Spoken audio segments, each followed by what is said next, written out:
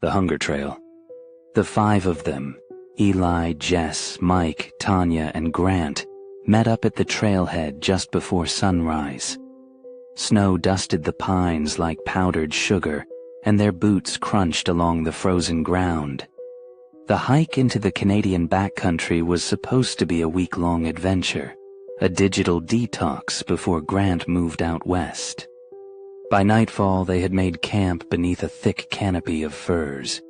They told stories by the fire, shared whiskey, and laughed off the cold.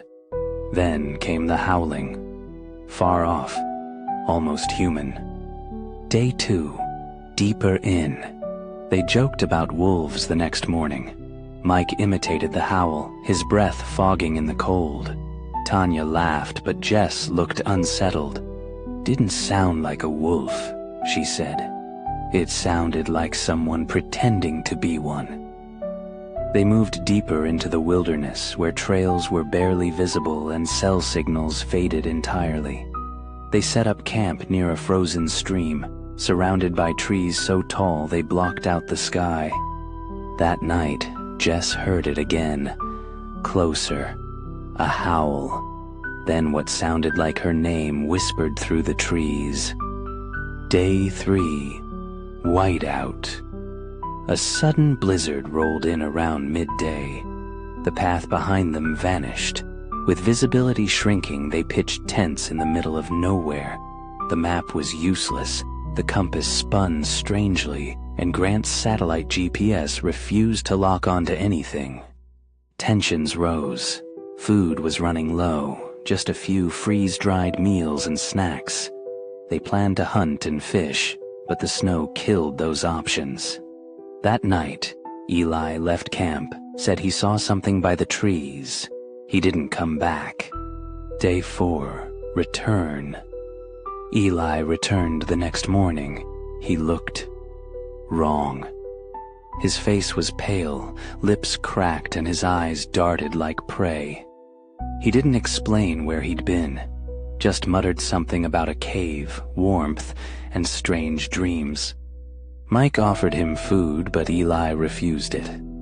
"Not hungry," he said, licking his lips anyway. That night, Mike vanished. Only a trail of red footprints led from his tent to the forest, ending abruptly at a pine tree.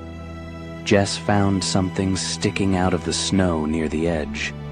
A human molar. Day 5, splintering.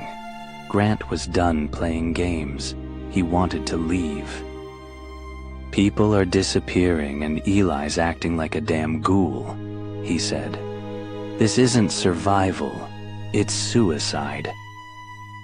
Tanya tried to mediate, but no one was calm anymore. Eli sat by the fire, silent, watching.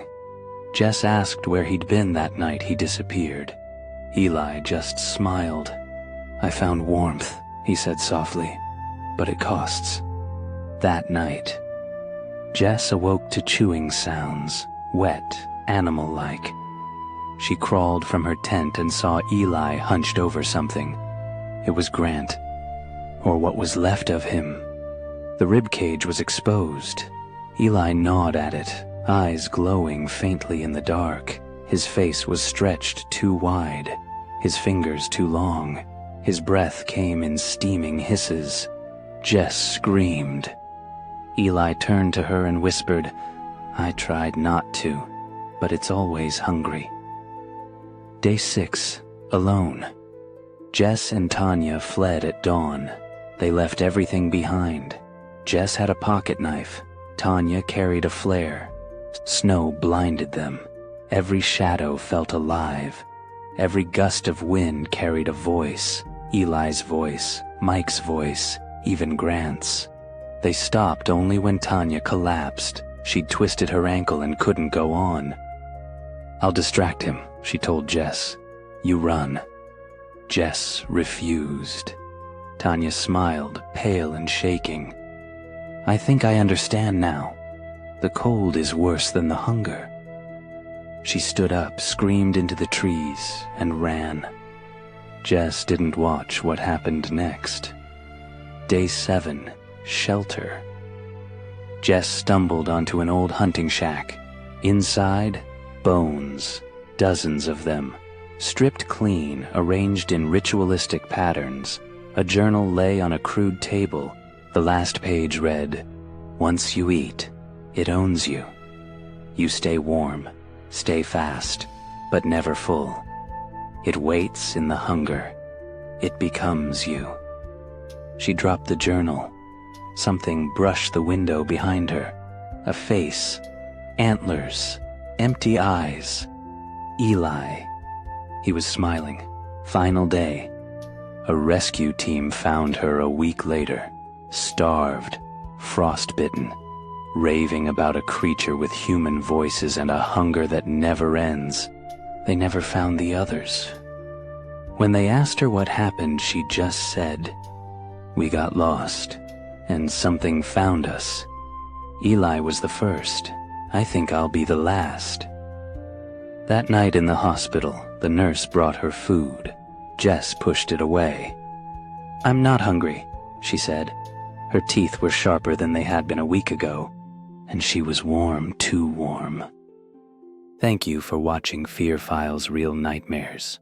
Until next time, keep your lights on and your doors locked.